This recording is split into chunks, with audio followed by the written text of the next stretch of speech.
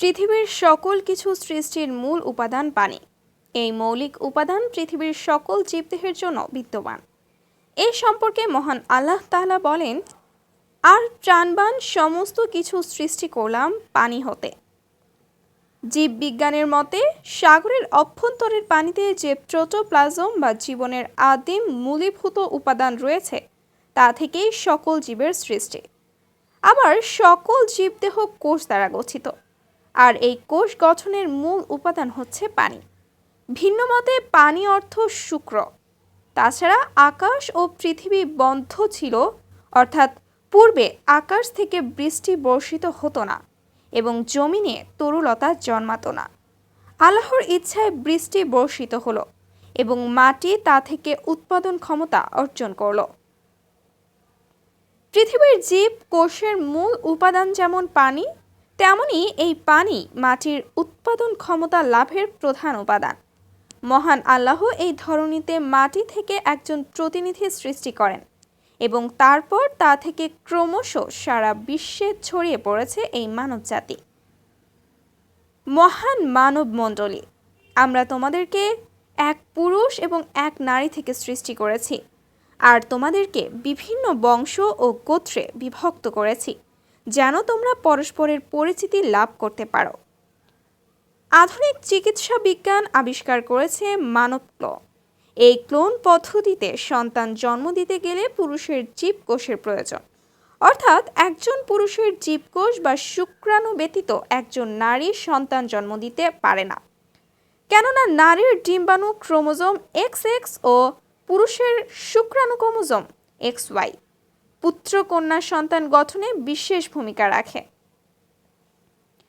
এখানে হযরত ঈসা আলাইহি ওয়াসাল্লামের জন্ম সম্পর্কে প্রশ্ন হতে পারে, কিন্তু মহান আল্লাহ এ প্রশ্নের সমাধান পবিত্র কুরআনে যথাযথভাবে দিয়েছেন। তিনি বলেন, নিঃসন্দেহে আল্লাহর নিকটে ঈসার দৃষ্টান্ত হচ্ছে আদমেরই মতো। তাকে মাটি দিয়ে সৃষ্টি করেছিলেন। নিঃসন্দেহে আল্লাহর নিকটে ঈসার দৃষ্টান্ত হচ্ছে আদমেরই মতো। তাকে মাটি দিয়ে সৃষ্টি করেছিলেন, অতঃপর তাকে বলেছিলেন, হয়ে যাও, সঙ্গে সঙ্গে হয়ে গেল। আলে ইমরান 3/59। আদি মানব মানবী ও তাদের সন্তান সৃষ্টির পূর্ব ও পরের গুরু রহস্য কথা নিয়ে নিমেষ আলোকপাত করার প্রয়াস পাব ইনশাআল্লাহ। আদি পিতা হযরত আদম আলাইহিসসালামের সৃষ্টি নিয়ে বিভিন্ন বস্তুবাদী গবেষক দার্শনিক নানা বক্তব্য বিবৃতি দিয়েছেন। যেমন আদি মানব সম্প্রদায় বানর ছিল, কালের আবর্তনে পর্যায়ক্রমে বানর থেকে মানবের রূপান্তরিত হয়েছে। কিন্তু আমার প্রশ্ন হলো, বর্তমান যুগে কি বিশ্বের কোথাও একটি বানর মানবের রূপান্তরিত হয়ে জীবনযাপন করছে? কিংবা কোনো বানরের গর্ভ থেকে মানব সন্তান ভূমিষ্ঠ হয়েছে ও বেঁচে আছে? এর জবাব হলো নেতিবাচক। এটা সকলেরই জানা। আদি মানব কি বস্তু থেকে সৃষ্টি, তা মহাগ্রন্থ আল কোরআনে মহান আল্লাহ স্পষ্ট ভাষায় ঘোষণা করেছেন যে কাদা মাটি থেকে মানব সৃষ্টির সূচনা। আমি মানবকে পচা কাদা থেকে তৈরি বিশুষ্ক ঠনঠনে মাটি, এঁটেল মাটি, পোড়ামাটির ন্যায় শুষ্ক মাটি থেকে সৃষ্টি করেছি। আল্লাহ তাকে নিজ হাতে সৃষ্টি করেছেন এবং তার মধ্যে রূহ ফুঁকে দিয়েছেন। আদম একাই শুধুমাত্র মাটি থেকে সৃষ্টি, বাকি সবাই পিতামাতার মাধ্যমে সৃষ্টি।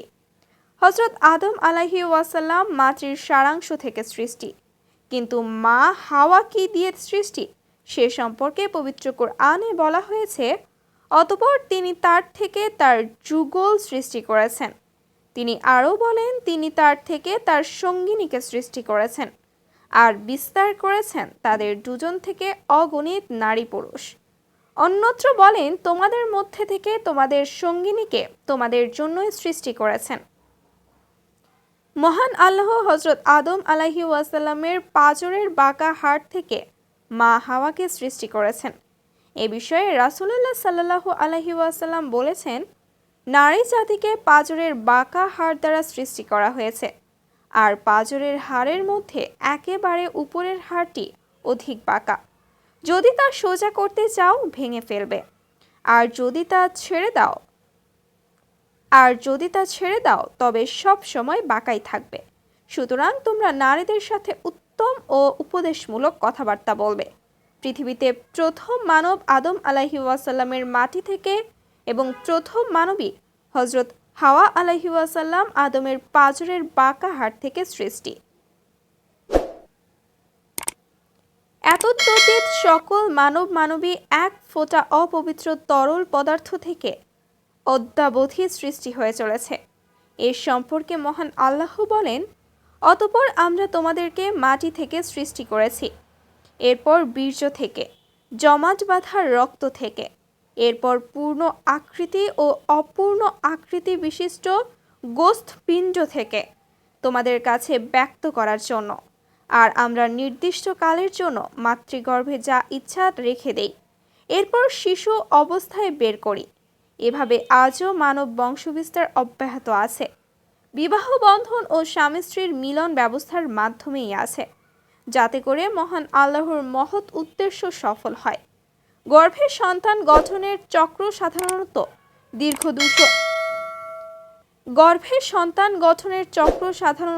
দীর্ঘ 280 দিন যাবৎ চলতে থাকে, যা 40 দিন অন্তর সুনির্দিষ্ট 7টি চক্রে বিভক্ত।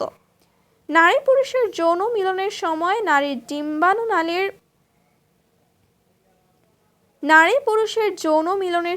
নারীর ডিম্বনালীর ফানেলের মতো অংশে ডিম্বাণু নেমে আসে এবং ওই সময় পুরুষের নিক্ষিপ্ত বীর্যের শুক্রাণু জরায়ু বেয়ে উপরে উঠে আসে এবং তা ডিম্বনালীতে প্রবেশ করে। প্রথমে একটি শক্তিশালী শুক্রাণু ডিম্বাণুটির দেহে প্রবেশ করার সঙ্গে সঙ্গে তার মধ্যে অন্য কোনো শুক্রাণু প্রবেশ করতে পারে না। এভাবে নারীর ডিম্বাণুটি নিষিক্ত হয় এবং নিষিক্ত ডিম্বাণুটি জরায়ুতে নেমে প্রথিত হয়। তাছাড়া নারীর ডিম্বাণুর বহিরাবরণে প্রচুর সিয়ালাইল লুইস এক্সিকুয়েন্স নামের চিনির অণুর আঠালো শিকল শুক্রাণুকে যুক্ত করে পরস্পর মিলিত হয়। আর এই শুক্রাণু দেখতে ঠিক মাথা মোটা ঝুলে থাকা জোকের মতো। যোগ যেমন মানুষের রক্ত চুষে খায়, শুক্রাণু ঠিক তেমনি ডিম্বাণুর মধ্যে প্রবেশ করে মায়ের রক্তে থাকা প্রোটিন চুষে বেড়ে ওঠে। নিষিক্ত ডিম্বাণুটি সন্তান জন্মের রূপ নিলে সাধারণত নিম্নে 210 দিন ও ঊর্ধ্বে 280 দিন জরায়ুতে অবস্থান করে এবং ওই সময়ের মধ্যে ডিম্বাশয়ে নতুন করে আর কোনো ডিম্বাণু প্রস্তুত হয় না। এ সম্পর্কে মহান আল্লাহ তাআলা বলেন, আমরা মানুষকে মাটির সারাংশ থেকে সৃষ্টি করেছি, অতঃপর আমরা তাকে শুক্রবিন্দু রূপে এক সংরক্ষিত আধারে স্থাপন করেছি। এরপর শুক্রবিন্দুকে জমাট রক্তরূপে সৃষ্টি করেছি, অতঃপর জমাট রক্তকে গোস্তপিণ্ডে পরিণত করেছি। এরপর গোস্তপিণ্ড থেকে অস্থি সৃষ্টি করেছি, অতঃপর অস্থিকে গোস্ত দ্বারা আবৃত করেছি, অবশেষে তাকে নতুন রূপে দাঁড় করিয়েছি। তিনি আরও বলেন, এক নির্দিষ্ট কাল পর্যন্ত অতঃপর আমরা একে গঠন করেছি পরিমিতভাবে। আমরা কত সুনিপুণ স্রষ্টা। অতঃপর তিনি তাকে সুষম করেন এবং তাতে রূহ সঞ্চার করেন। এখানে মানব সৃষ্টির 7টি স্তর উল্লেখ করা হয়েছে। স্তরগুলো হলো মাটির সারাংশ, বীর্য জমাট রক্ত, গোস্তপিণ্ড, অস্থিপিঞ্জর, অস্থিতে গোস্ত দ্বারা আবৃতকরণ ও সৃষ্টির পূর্ণত্ব অর্থাৎ রূহ সঞ্চারণ। রাসূলুল্লাহ সাল্লাল্লাহু আলাইহি ওয়াসাল্লাম মাতৃগর্ভে মানব শিশু জন্মের স্তর সম্পর্কে এভাবে বলেছেন, তোমাদের প্রত্যেকের সৃষ্টির উপাদান আপন মাতৃগর্ভে বীর্যের আকারে 40 দিন, জমাট বাঁধা রক্তে পরিণত হয়ে 40 দিন, গোস্ত আকারে 40 দিন। এরপর আল্লাহ একজন ফেরেশতাকে পাঠান এবং 4টি বিষয়ে আদেশ দেন যে তার আমল, রিজিক, আয়ুষ্কাল ও ভালো না মন্দ সব লিপিবদ্ধ করো। অতঃপর তার মধ্যে রূহ ফুঁকে দেওয়া হয়। অন্যত্র এসেছে, আল্লাহ মাতৃগর্ভে একজন ফেরেশতা মোতায়েন করেন। ফেরেশতা বলেন, হে রব, এখনো তো ভ্রূণ মাত্র। হে রব, এখনো জমাট বাঁধা রক্তপিণ্ডে পরিণত হয়েছে। হে রব, এবার গোস্তের টুকরায় পরিণত হয়েছে। আল্লাহ যদি তাকে সৃষ্টি করতে চান, তখন ফেরেশতাটি বলেন, হে আমার রব, ছেলে না মেয়ে হবে, পাপী না নেককার, রিজিক কি পরিমাণ ও আয়ুষ্কাল কত হবে।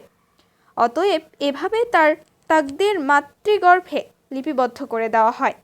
নারী ও পুরুষের বীর্যের সংমিশ্রণ ঘটতে থাকে এবং কয়েক ঘন্টার মধ্যে এর চতুর্দিকে একটি আবরণের সৃষ্টি হয়, যাতে করে ভ্রূণটি ধ্বংস হতে না পারে। এরপর আস্তে আস্তে এক বিন্দু রক্তকণায় পরিণত হয় এবং সেই রক্তকণা গোস্ত পিণ্ডে ও অস্থিমজ্জায় পরিণত হয়। এভাবে সৃষ্টি হয় মানব শিশু।